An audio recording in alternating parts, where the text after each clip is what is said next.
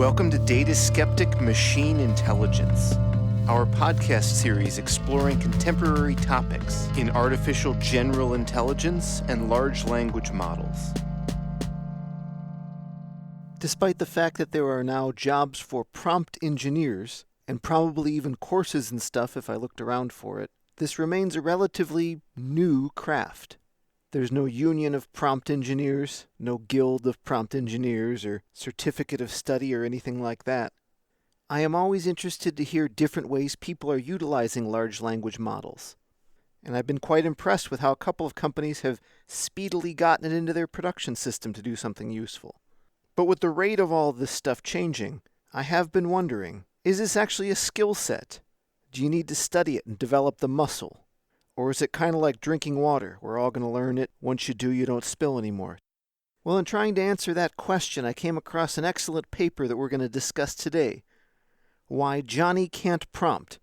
How non-AI experts try and fail to design LLM prompts. My name is Zamfirescu-Pereira.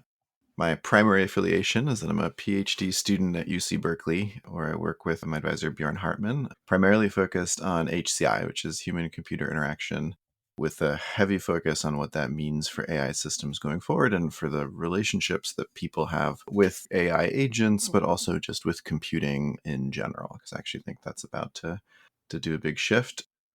I also moonlight as a professor at California College of the Arts, where I've been teaching for a number of years, because I continue doing that on the side as I pursue my PhD.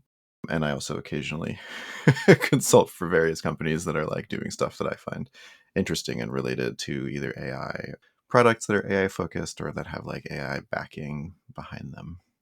And with interest in HCI and also AI, can you talk a little bit about what the intersection of those areas means to you? Oh man, I could talk for hours about that intersection. So in the history of computer science, that pendulum has swung a number of times. That sort of early AI and early HCI shift in a level of focus from era to era, I should say. One of my advisors, Terry Winograd, was sort of famously one of the first AI/HCI folks in the field, and he's been active in the field since I want to say the 60s, maybe the 70s. And his focus has shifted from AI. He wrote one of the sort of original AI systems that tried to use natural language. And, that kind of spawned a whole bunch of follow-up work in AI. And then more recently, he's been very HCI focused. Anyway, ultimately, AI researchers and HCI researchers are often looking at similar topics. And it's how do we grapple with this nature of what intelligence is and what it takes to like communicate and bring those into these artificial systems, into these computing systems that either support what the people want, what the human side wants, or helps the human figure out what the human wants, or can just do some computational thing more effectively, or reach some goal that the human has specified more effectively. And there's just a ton of overlap between the two.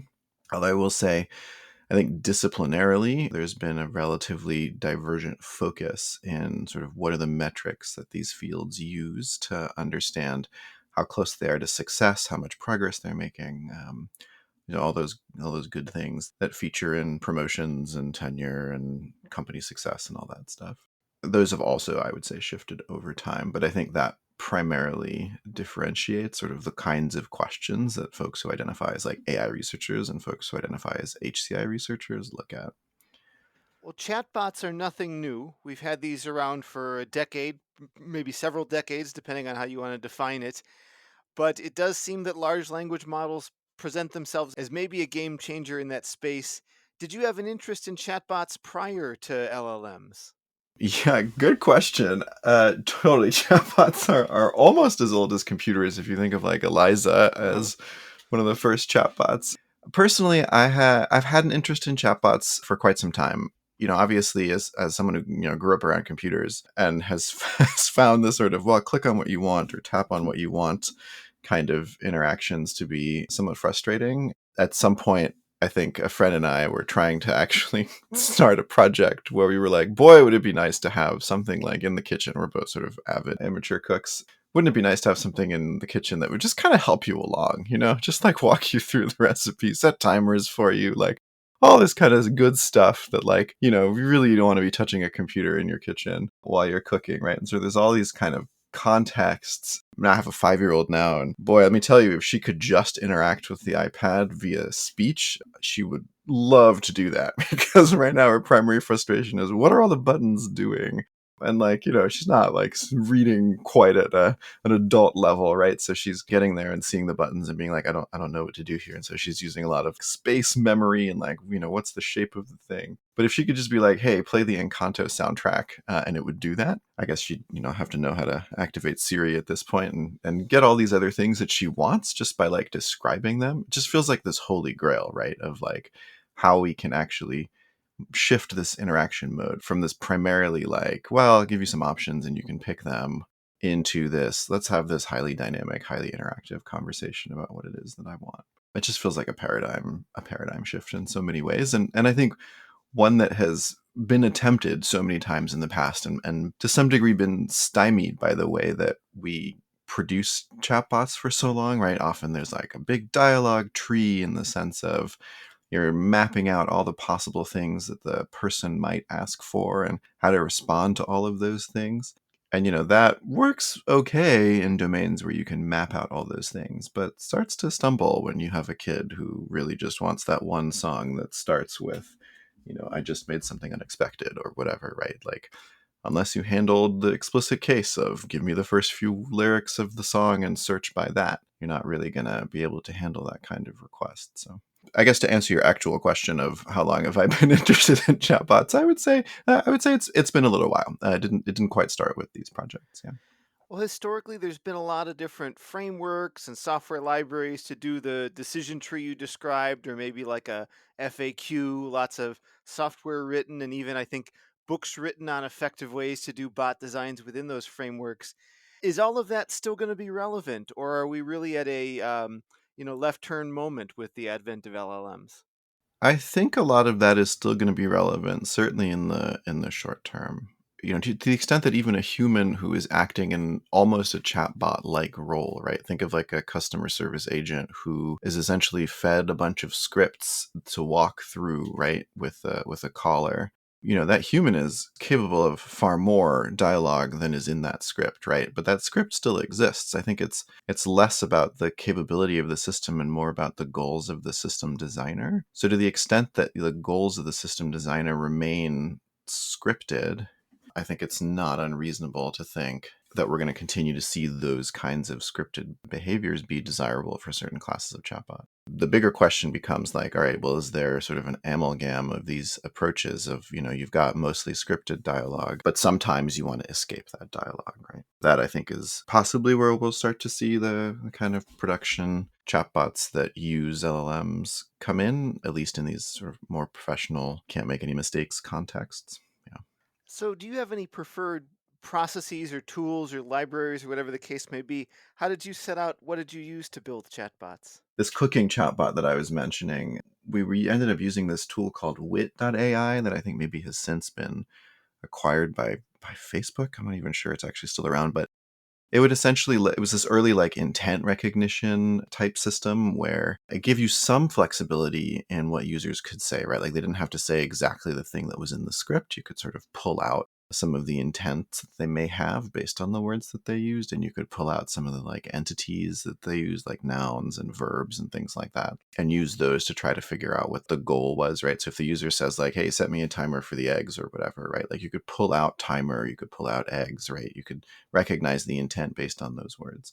Yeah, that one comes to mind. I mean, I think more recently as we were looking at background for BotDesigner, it turns out like Google has a bunch of these kinds of tools. Like I want to say one of them is called Dialogflow or something like that, but I could confirm. And similarly, you're sort of setting out you're starting out with these like golden conversations, right? The kinds of conversations you want to be able to have, and then you're figuring out where all the breaks are and where the decision points are and all that stuff. I'm trying to think if there are others that we ran into that were really great. There was like a testing framework called like Botium, Botium, that basically let you set up essentially like a testing framework. Like you could come up with example conversations or something like that and like try to feed them through your bot to make sure that they were handled in the right way.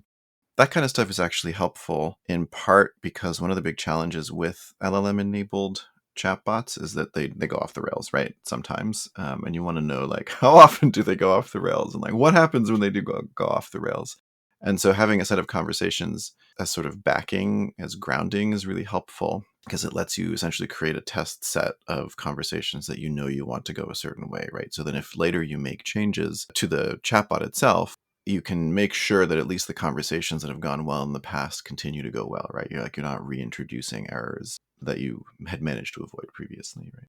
Well, I'm now imagining myself as a small business owner, maybe like a carpet cleaning service, and Mm. yet somehow I know how to use ChatGPT, and I'm gonna give it a prompt that says, "You're my after-hours chatbot. Be friendly to people, get their contact information and how big their house is and their address, and then tell them thank you. We'll get back to them." If I give it that prompt, the state of the art, could I reliably use that in my business? We're probably not that far off from that world that you just described of the carpet cleaning shop owner who has prompting experience. If somebody starts a conversation with that bot and you want to make sure that it's just collecting the information that's requested, I'm not sure that I would just use straight up ChatGPT for that, right? Because that opens up the avenue for whoever's calling in to just try to strike up a conversation and have that conversation go totally off the rails. I think if your goal is to like collect 4 pieces of information, you're probably better served by just having an outgoing message that says, hey, we're out. Please leave these 4 pieces of Yeah. information for us.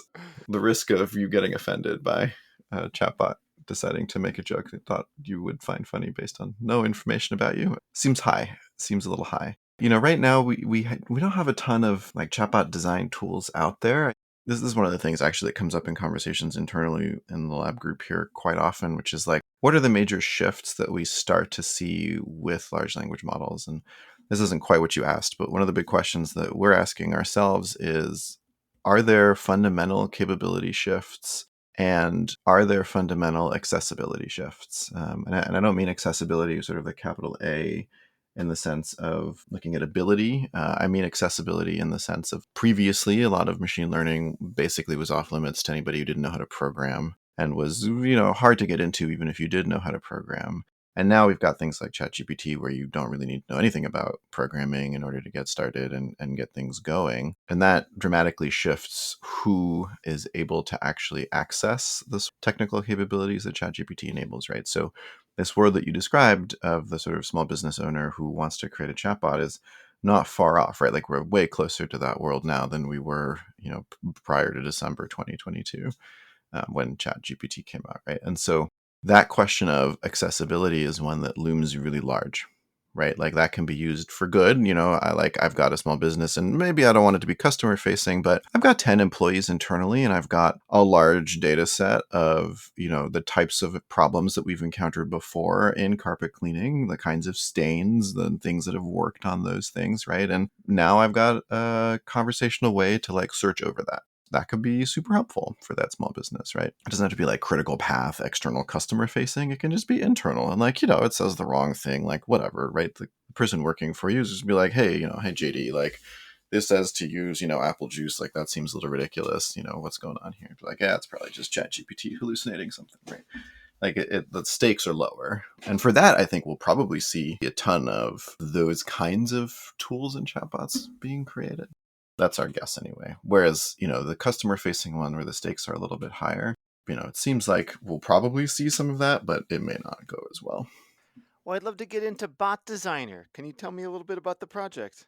Yeah, so the project originated because we had kind of discovered early in 2022 that GPT-3, which was sort of the latest version of GPT at the time, was actually quite effective at being a chatbot if you properly formatted your inputs, right? So this was a time when there wasn't, ChatGPT didn't exist. There wasn't a chat API for OpenAI, right? It was just text completions, right? So you would give it a prompt. But it turned out if you structured your prompt in a chatbot style way, right? So you sort of describe the behavior you want, and then, you've got user colon and what the user says, and then bot colon and what the bot says, and then user colon, the next thing the user says, and then bot colon, and you sort of ask for a completion, you would get essentially a bot, right? You would get the sort of bot completion. And this seems super interesting, and it really tickled our sort of accessibility bone because, people love thinking about chatbots. They love making chatbots, or at least, my circle of friends loves thinking about these kinds of things. And we thought, wouldn't it be cool if we built a tool that allows people to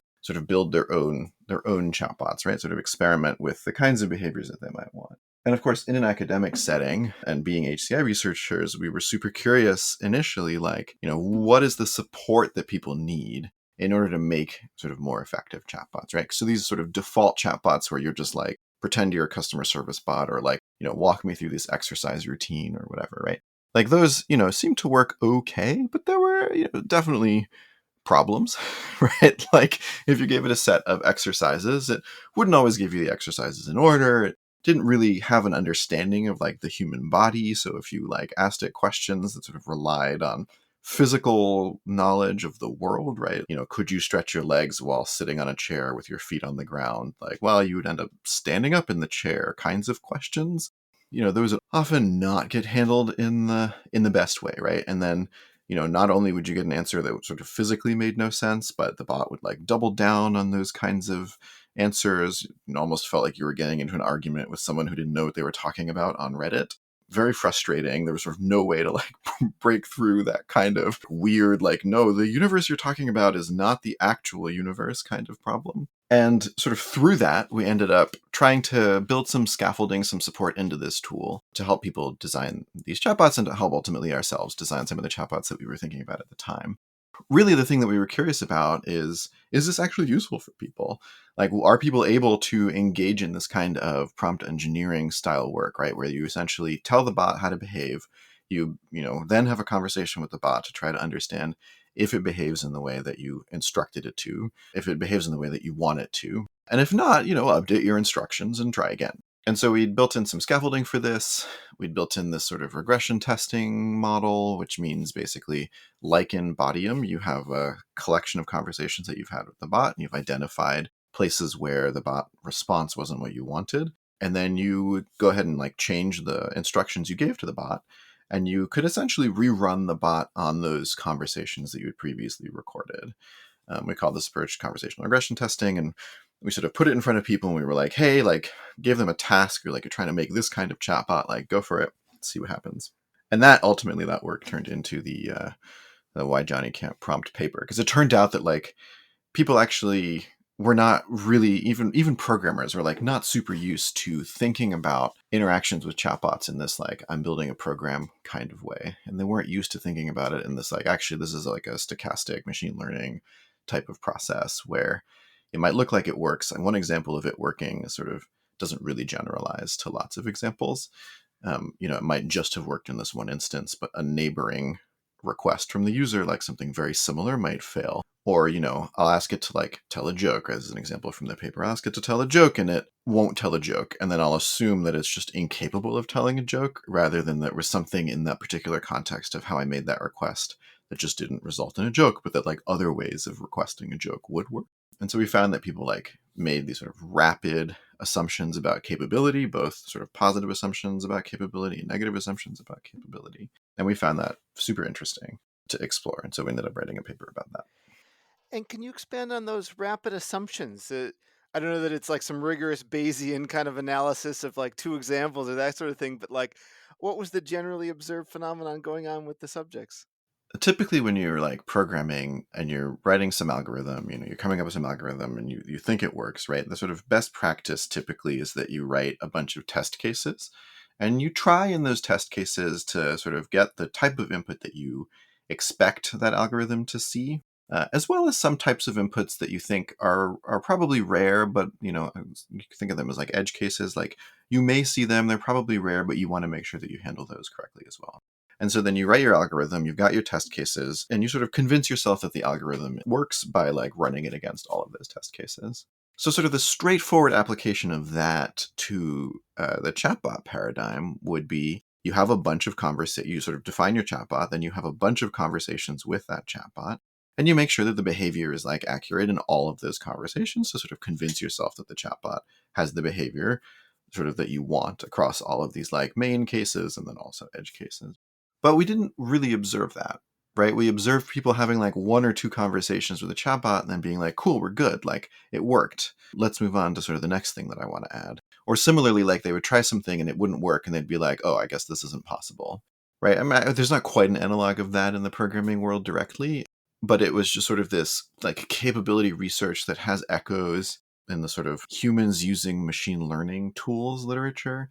There's actually this great paper by one of my advisors, Chen Yang, that I can send you later, that basically looks at like what happens when you give sort of folks who have solid programming experience but not a lot of machine learning experience, and they want to solve some problem with machine learning, right? Some classification problem, for example. So you've got like a bunch of sort of bags of data and you want to classify them according to some like not well-defined metric, but some metric that you want to be learned by the system. And so, and there's lots of like failure modes in that kind of thing. You have to make sure that your distribution is reasonable for the kind of classification task that you're doing. So like one super common failure mode that happens very often with people who are learning this sort of machine learning world is that they'll have some like accuracy metric defined for themselves, right? They'll have a test set. They'll be like, how many of the items in the test set are correctly classified? But they'll have a test set where 90% of the items are all in one bucket, right? They're all classified to one thing.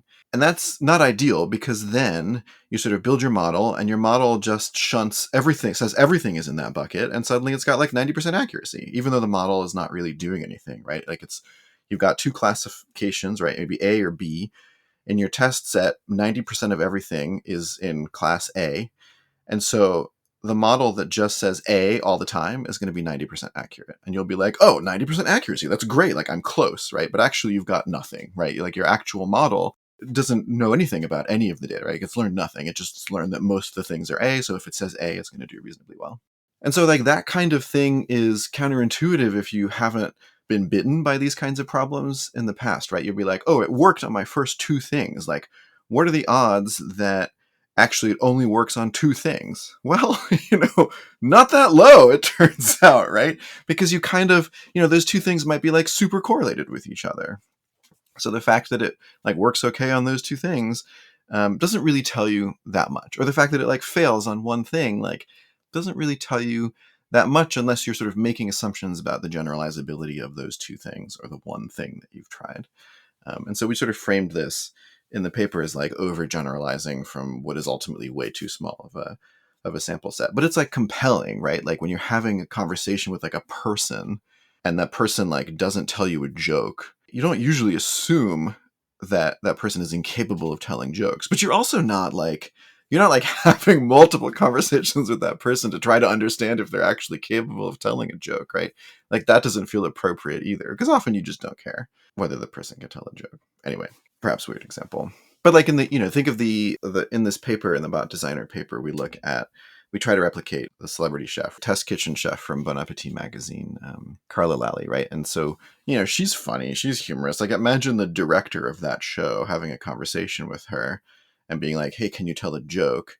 If she's like, yeah, of course I could tell a joke. And then she like doesn't actually tell a joke, you're not going to assume that she can't tell a joke, right? Like she told you she can tell a joke. So it's like, this is this weird sort of mix of what people assume based on this like interaction is like partially programmatic assumptions, like capability assumptions, I think because they know it's not human, but then also the sort of like rapid generalization that maybe comes from experiences with humans. And that just felt like an interesting kind of mismatch there. Well, when the chatbot is the chatbot, once you've given it some prompts, I guess you can engineer the chatbot or you can get feedback from people. Which of those two routes is most interesting to you? Oh yeah, I mean, I think you can't really do one without the other, to be honest. It's really hard. I mean, if you're building a chatbot just for yourself, then sort of step two of let me test it with myself, maybe not that unreasonable if you sort of have an understanding of the kinds of things you want to be able to ask it. But if you're building anything for anyone else, you kind of want to have the coverage that testing it with other people will provide you. So you need a little bit of that, and then you also are probably going to be making changes to the bot in response to like what you observe. So I mean, I think really the two go hand in hand. I'm not sure that you can really separate them. I mean, I suppose unless you have some other metric about your chatbot that you care about, if you've got like an existing set of conversations, you may not need to test it with people in that instance. You can sort of get some feedback from that set of conversations that you might be trying to emulate as an alternative. And in terms of the scaffolding, how can you take some of these insights and give guardrails for users to help them in their process? One of the things that actually we came up with and we list in the paper is making these systems seem less human, seem less like you're having a social conversation with them. The way that our system was structured is that you sort of update the prompt, the sort of instructions, and then you are basically starting over, right? Like the chatbot doesn't actually have a memory of any of the previous conversations. It just has that prompt there. And that is very different from what like a human directorial experience would be like, right? Like you're doing a web show, you say like cut, let's try this again, but with these other changes, right? Like that didn't really exist in the chatbot world, but it could, right? Like you sort of could have some of that. You could have some of the like failures sort of explicitly called out in the prompt, or have some of those things carry over. Or you could like make the sort of reset piece of it more salient so that people would realize that actually none of the quote unquote conversation they were having with the bot is going to be remembered sort of the next time that happens. Having systems that will show you a larger set of the possible outputs from like a single chatbot, right? Like I think having the sort of single turn by turn interaction with the example chatbot kind of essentialized that one conversation and made it a little bit archetypal in a way that's not really archetypal. One thing that a tool could do is sort of automatically fuzz some of those, and I'll say what that means in a second, like automatically fuzz some of those responses, both the human and the bot's responses, right? To get a better understanding of what the sort of neighborhood of that conversation would look like if people said slightly different things, or if the bot said slightly different things, to try to give you, the bot designer, a more like holistic understanding of how that conversation might have gone in like slightly parallel universes, right? So there's this concept in computer science called fuzzing. I mean, maybe it's come up on the show before, where you're basically taking a set of known inputs and making small changes to them to sort of better explore that input space. So in this case, you might take like, like JD says, what are the ingredients here, and come up with like 5 variations on kind of that same phrasing using different words or whatever, and then show the bot responses to all of those 5 different things. And that might give you this sort of intuition that, oh, well, it kind of works. It works 2/5 of the time. Whereas if the actual interaction was that you just see one of those and you happen to see one where it works, you might assume it always works. You happen to see one where it didn't work, you might assume it never works. Whereas if you see sort of several of them and some of them work and some of them don't work, you'll get not only a better sense of, does that particular interaction work well, but also the fact that it is in fact a probabilistic model, right? That like one example is not necessarily indicative of all examples. Well, earlier you'd mentioned one of the metrics you look for is that the bots that get built are useful to people, which I really like because that gets to the heart of the matter, but not in the way a root mean square error gets algebraically to the heart of the matter. How do we measure the usefulness of something? If the goal of like, is it useful, it kind of is helpful to break that down into like useful for what. And so if you're asking like, is it useful, like a cooking chatbot, is it useful in the sense that it like helps make people better chefs? Like you could totally measure that, right? Is it useful in like avoiding sort of potentially catastrophic errors in the kitchen? Like you could measure that. Pick some specific goal of like, is it useful towards this goal? And then you can kind of figure out a way to like measure, like, did it actually improve that over some baseline? Did you get like the better outcome that you were sort of hoping for, that you anticipated? And sometimes you get better outcomes that you like don't anticipate. And sometimes you get worse outcomes that you don't anticipate. Actually, so one of the things that we observed in the bot designer paper is that having a bot that more holistically answered people's questions and like tried to inject humor was like not always better, right? Not everyone preferred that. And sort of those bots also had a slightly higher propensity to go down rabbit holes that the users found frustrating. Optimizing for one goal, improving in one area might also have sort of negative outcomes in another area. And then you've got this big balancing act that you kind of have to decide like, well, is it worth that trade-off? Well, as an example bot, could we talk about CarlaBot, the instructional chatbot that helps people step by step go through a recipe? Sure. What does it look like under the hood? It looks like a long script, actually, unfortunately. So that project was super fun. We basically spent 3 months using our own tool, the BotDesigner tool, to try to get as close to Carla Lally and her back-to-back chef web show as we could. If you haven't seen the show, I don't know, Kyle, can you like post a link to the show or For sure, something? yeah, People yeah. can get a sense for it. You know, she's charming, she's funny. It's like, you know, she's got very vivid descriptions of things. And sort of we wanted to try to capture all of those things. And originally we started by saying, okay, you know, is there a way to create this Carla persona, you know, this bot that is funny and charming and like, you know, checks in on the user and like has these sort of vivid descriptions of things, right? Very visual, descriptive descriptions of things. And then we can just sort of be like, hey, now Carla, this recipe, like go. And we rapidly found that that was hard.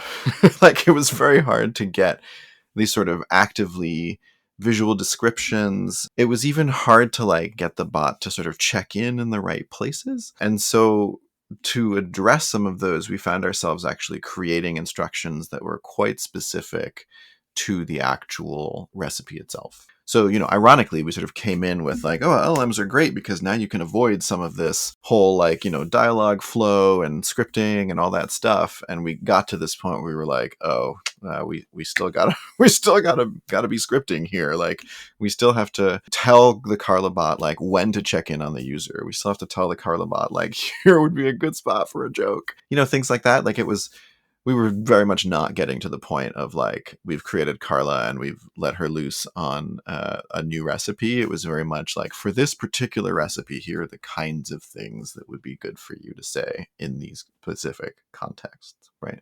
So, you know, under the hood, like that's kind of what it looks like, right? It's like, you know, first, you know, get the user to like collect these ingredients. And then second, like, you know, let's take the, I forget exactly what it is. I guess it's the like, you know, giant maitake mushroom or whatever. Like take that, you know, brain looking mushroom, right? And all this is now written into that script. So it goes from being this, what we expected to be this like extemporaneous or spontaneous style that the bot would construct to being a much more scripted experience, right? So I assume, I can only assume that the web show is not as scripted as what we had, although, you know, we haven't reached out to confirm that. But we ended up with a super scripted dialogue, and then, you know, the bot actually did a reasonable job of following that script pretty well, and then also addressing these sort of random questions that would like come up throughout the conversation. One of the things, one of my favorite things to test, because I have a lot of vegan friends, is this recipe vegan and can I make it vegan?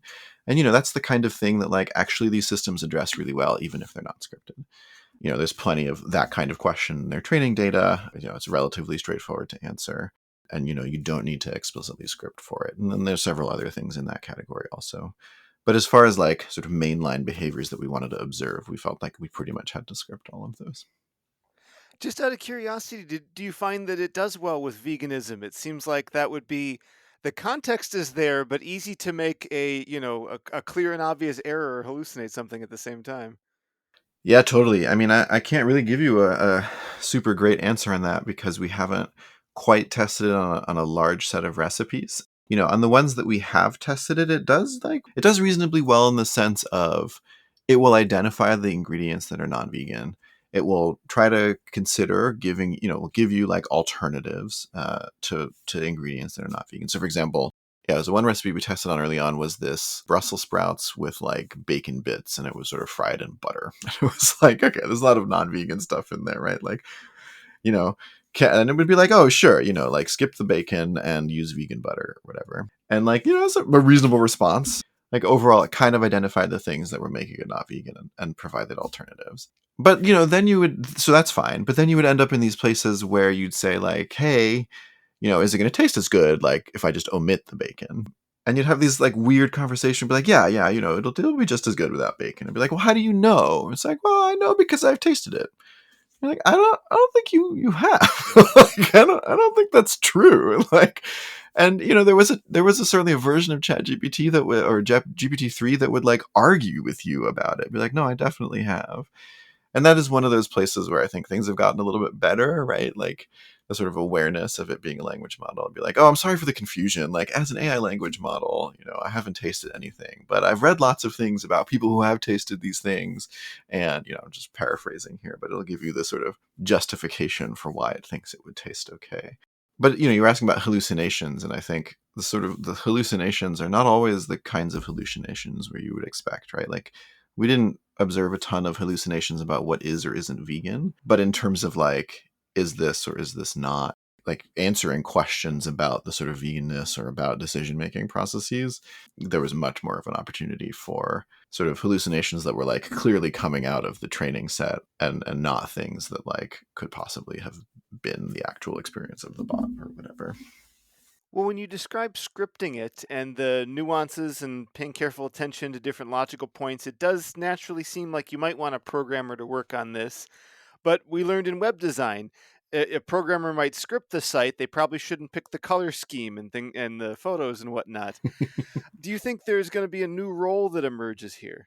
My intuition says yes. And I confess I haven't really thought about this question that much. My intuitive answer is I think, yeah, I think that sort of getting behavior that is correct versus getting behavior that is desirable, like getting functionality that is fits, you know, things that you can sort of easily metricize or whatever, right? Create metrics around and measure versus like trying to get some of the sort of less obviously measurable, sort of ineffable, you know, like how do you measure whether jokes are funny, right? Like who's going there and creating the data set of funny versus unfunny jokes that contains all the jokes, the GP, right? That's sort of hard to really measure in that sense. Whereas like, you know, having a designer that is like having these interactions and looking at these outputs and trying to sort of provide feedback, whether directly in a prompt or, you know, through an engineering team or whatever, you know, whether that's a separate job from sort of UX designer, I don't know, but it definitely seems like something that is coming down the pipeline. And in the process, have you come up with any, or maybe you want to keep them as trade secrets or whatnot, but like I often find I have to ask the model, please answer in just yes or no and nothing else, because that's what I happen to Mm. be looking for. Are there any clever tips or tricks like that you encountered along the way? Oh man, I have a lot to say about that. No is my first answer. I think also this is one of those cases where things shift a lot. One of the and sorry, things shift a lot over time and as these models get developed, right? So one of the things that we observed, we started this whole process with Carlabot back when GPT-3, I think it was like Text DaVinci 002, sort of the cutting edge model. And that model, you know, was still pretty raw in many ways, right? And you could mold its responses, I think, in ways that were like stylistically more effective, or I should say, you could mold its stylistic outputs more effectively than you can with some more recent models. So, for example, if you wanted very short responses, if you wanted responses in a certain format, often you could just ask for those. One example of that is by default, you would often get like this sort of huge description at the beginning of a recipe. You'd get this long list of all the ingredients. And the bot would just be like, collect the ingredients. That's 1 tablespoon of this, and, you know, 3 of this, and 7 of that. You're like, well, hold on. This is like too much information. And with this model of GPT-3 at the time, like it was not too hard to get it to like just output one at a time. You could get that. But then when we tested a lot of those approaches as sort of ChatGPT came out and then GPT-4 came out, we were sort of writing the paper and revising the paper. We started finding that like actually a lot of these things became harder to do with GPT-4. Like GPT-4 wanted to give you a complete answer. It wanted to give you the sort of full on like, no, these are all the ingredients, like start with all the ingredients kind of answer. On the one hand, that's frustrating as a designer of a tool. Like it worked with the earlier version. Like, you know, this feels like a regression. This feels like things just kind of quote unquote got worse, right? But also it makes sense from the perspective of how these models are now being sort of tweaked. I don't want to say fine tuned because that has its own technical meaning. They're being sort of tweaked to be more effective for certain types of interactions. So like for chat GPT interactions, which are not intended to be like voice sort of real-time interactions, they're intended to be read and sort of written in this chat format. Quite often, if you were to like evaluate the effectiveness of a particular response, like is this response complete is like a totally reasonable way in which you might evaluate that response. And, you know, the more complete it is, like the better, right? But that also probably biases for longer answers. With this tweaking, the model is learning that like longer answers better, right? More complete answers better. And that might be true in that context. But then when you try to use GPT-4 in this other context, in this like rapid fire voice interaction context, that's very much not true. You want shorter utterances, you want more checking in with the user, etc.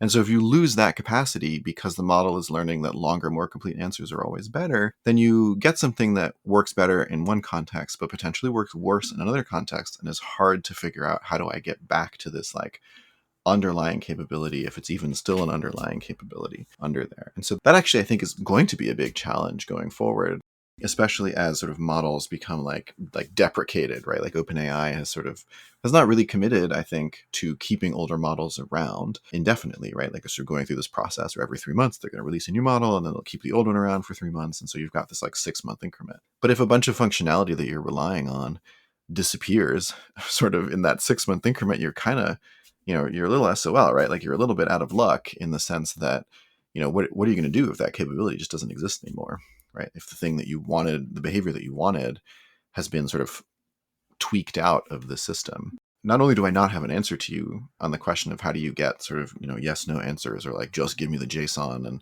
and don't give me a bunch of like, yes, I'm happy to give you an answer. Here's the JSON, right? Kind of happy talk. Not only do I not have a secret, but I'm actually very worried about this kind of thing going forward.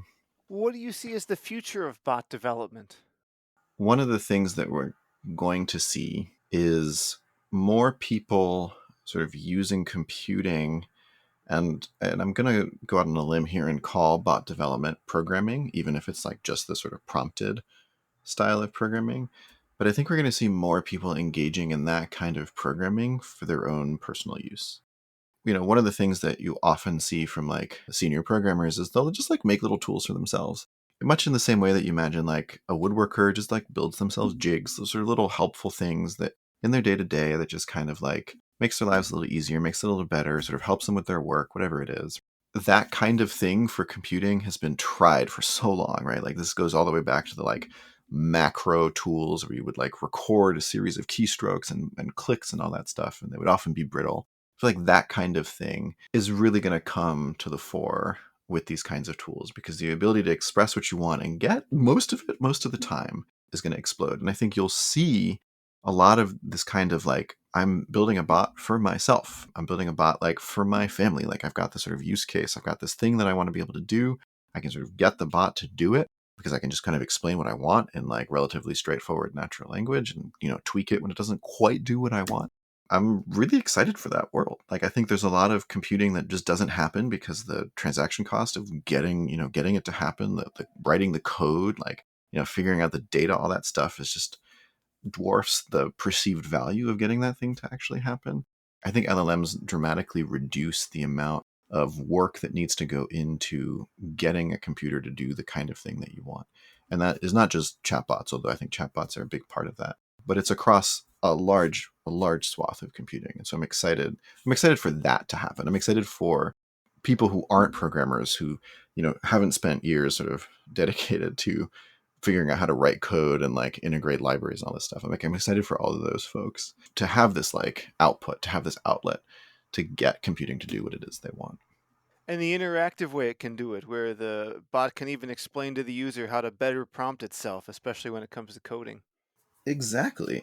Or, sometimes code is the right thing and it'll just write some code Yeah. for you and explain it to you if that's what's needed. And, I feel like we're just scratching the surface of, like, we've done a lot of looking at, are there specific ways that LLMs can change existing processes to make them better, right? Things like Copilot and all that stuff.